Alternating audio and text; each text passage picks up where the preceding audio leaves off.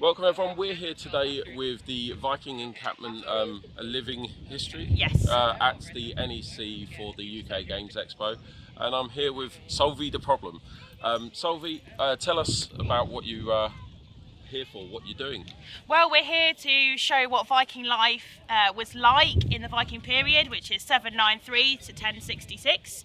We've been talking about the realities of wargaming and what your characters might look like in D&D if they were to carry their 10 foot of rope, their armour and all their provisions. We've also been talking about the weapons that they had in the time period, from our Dane axes to our utilitarian weapons like our spears, and we've basically just been showing the public from the lovely Games Expo what Viking life was really like.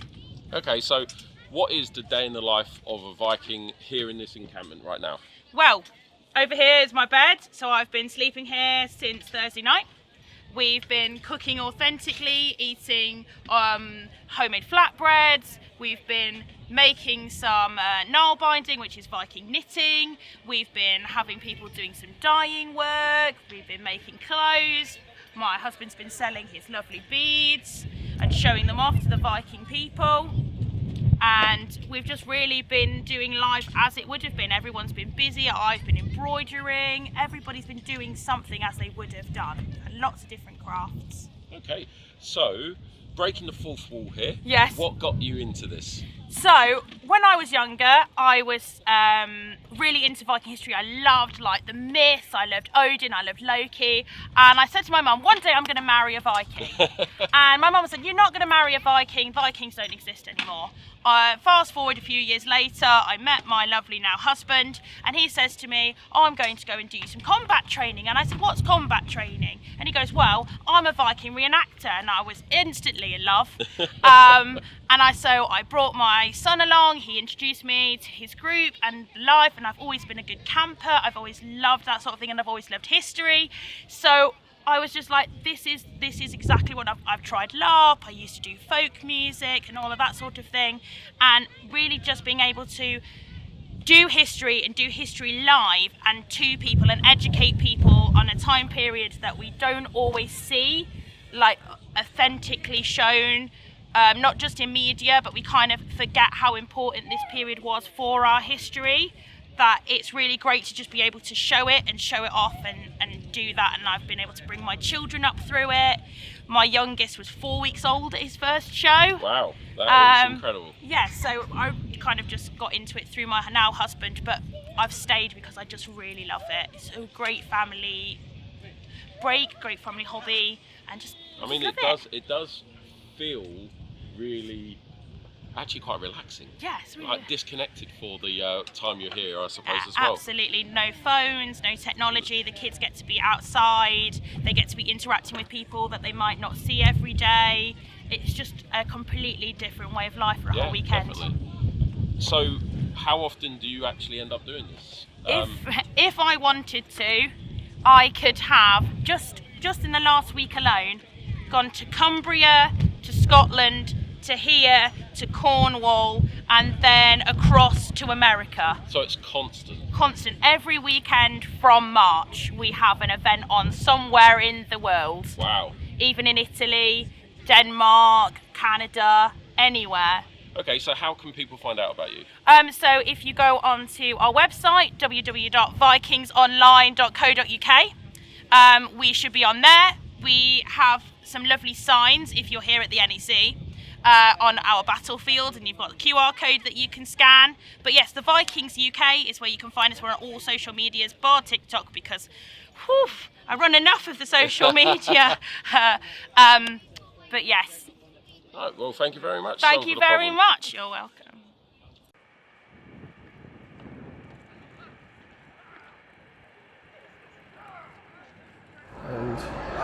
Hi, we're here at the Asmodee World Family Stand, and it's basically, there's lots of family board games and activities happening here, and one of my favourite is Dobble, and we've got the Dobble hand, and this is Cara?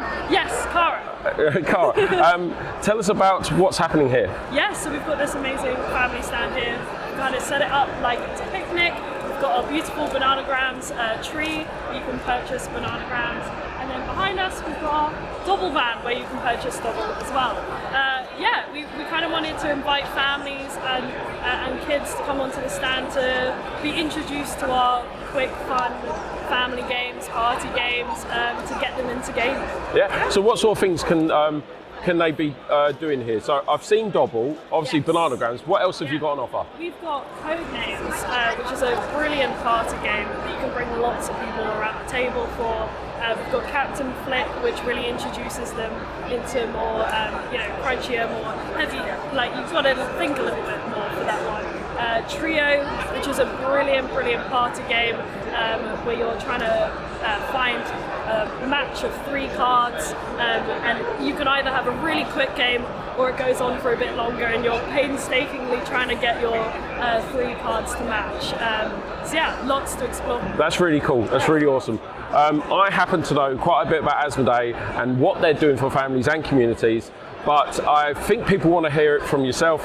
What is it that to you appeals with what Asmodee do for families and communities? Well, we have this amazing demonstration program. So we introduce games to people just doing their regular shopping. You might find them at John Lewis or Waterstones, demonstrating these games just during the summer holidays, Easter holidays. So yeah, you can always find us demonstrating our games and introducing our games to people all the time. So yeah, we're everywhere. Yeah, you're everywhere. You're absolutely awesome.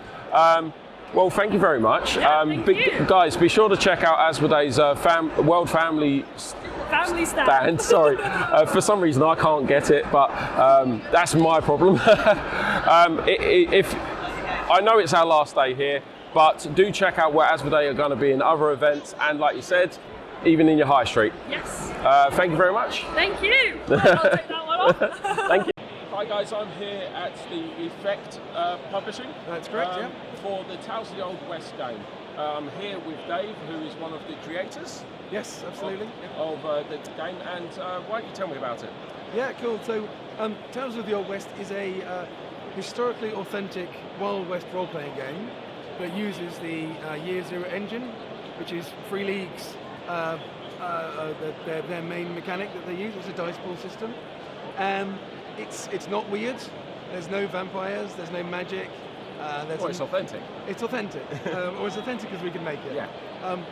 There's enough evil in the hearts of other people that there's plenty of drama in the Old West. The game is set in the early 1870s, so it's a few years after the Civil War, but not that far beyond. So you've still got quite a long period of the Wild West to play into, because we love campaign games, we love generational games, and we've tried to work very hard to make the campaigns in this game something that will track over time, and you'll see your characters develop, maybe their families will grow, the town that they live in and they call home will develop as well, and so yeah, you get that sense of a passage of time during the game. You're really ingrained into the game, it becomes a living thing. That's the intention, absolutely, yeah. Oh, that's really cool. So, you're here at UK Games Expo. Yes. And how did you get from the initial idea to here? It's been a bit of a long and complicated journey. I'll try and do the short version. That's fine. Matthew, my co-director and co-designer, and I have known each other for 45 years. We've played together all that time. We've always wanted to do our Wild West game, and we've done homebrew stuff in the past, and obviously it never really came to fruition. But 6 years ago, 7 or 8 years ago, we started a podcast talking about Free League and their games. And that led to us working with Free League as freelancers, and we have done so for the last 6 years. That kind of gave us the confidence to try and do our own game. So 5 years ago, we decided, let's actually do the game we want to do. And it took us, we both had day jobs, it took us a while to get to the point of developing it to the way we wanted it. But this time last year, we said to ourselves, we either do it now or we never do it. So we created Effekt Publishing. We kickstarted the game in September last year. We just fulfilled in the last few weeks to all our backers. So we are here now with the game, effectively our official launch, and looking for it to go out into the world and have people play it and enjoy it, and Yeah, have fun. Have a lot of fun. Well, Tales of the Old West, I actually heard about a while ago from some of my players in the shop because they happen to be your playtesters, or at least one of them does. Yep, absolutely. So we will be hosting, I hope, some of these sessions in the shop in the future. Cool. So if anyone is interested in Tales of the Old West, wants to get into it, how can they find out more information direct from you? Yeah, so www.effektpublishing.com. Now that's Effekt with a K, spelled the Swedish way, so right. EFFEKT. That's our website. Our web shop will be up and running hopefully in the next week or so, but you can find out a lot more information there and learn more about the game and about Matthew and me. Oh, fantastic. Right guys, I don't know about you, but I'm a big fan of basically the Wild West, and this here really fits in with the narrative-led campaign RPGs that a lot of people like to play. So if you'd like me and you think you enjoy this, please do get involved, please do try and pick it up, and yeah, thank you very much, Dave. Thank you. Okay guys, we're here today at Archon Studios stand at UK Games Expo. This is the final day, so we're going around getting some really nice interviews. This is Dave from Archon Studios. Dave, tell us about some of the products you've got on display here. Right, well today, I mean, what we can see right here, we have our Rampart series. This is our lovely tanks that we have, so people can use those for anything they want, nice and cheap as well. And we have some wargaming terrain, so again, Rampart, which we can see some I've prepared earlier there.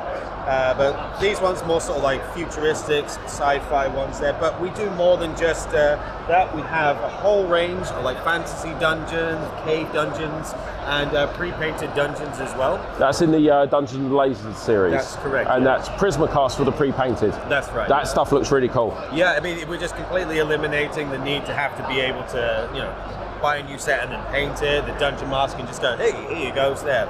And we have, like, the set is all made up so you can just clip it and change it and move it around however you want. Really easy, really great to use, and it's been lighting up tabletops for quite a while now. So, how long have you been doing this? As in, not in Archon Studios, but gaming. Oh, myself gaming? Yeah. Oh my gosh. I actually started with like very early, like Dungeons and Dragons, the Red Box edition. That was a very long time ago.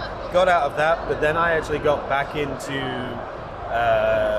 some wargaming. Actually, strange enough, with Lord of the Rings. I saw an advert for like a magazine. It was just this thing in Britain. It's like, oh, gets these new Lord of the Rings minis with this magazine. I was like, oh, okay, I'll do that. And then since then, I've been just hooked on plastic crack, and I just can't get away from it. And now we're making it, and I'm just... So what is it you love about what you do here?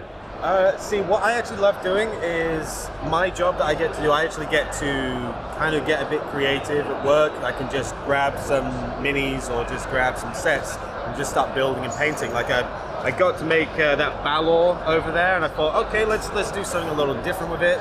Had some Christmas tree lights. I put them up inside him and made him light up a bit. And then we had like a proof of concept here where I thought, okay, let's see what we can do to make a castle. So what sets is this? So this is the Stronghold set from Dungeons. Is that just one set? That one is about 2.5 sets. Oh, okay, It's right. kind of like a proof of concept. It is huge.